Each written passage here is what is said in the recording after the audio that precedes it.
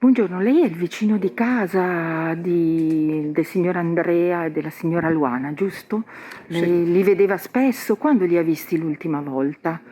l'ultima volta ho visto il marito ieri pomeriggio verso le 5, E, che tornava credo dal lavoro, comunque è entrato con la macchina, si è fermato davanti alla sua casa e si è messo a fare dei lavoretti sulla carrozzeria della macchina.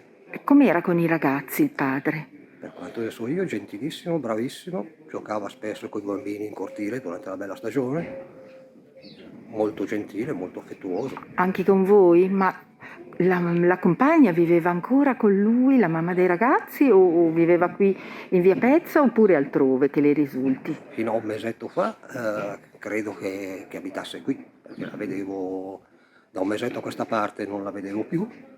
E quando l'ha vista adesso l'ultima volta? Io l'ultima volta appunto un mesetto fa, mia moglie mi dice di averla vista ieri pomeriggio sul presto che usciva e si incamminava all'uscita dalla casa.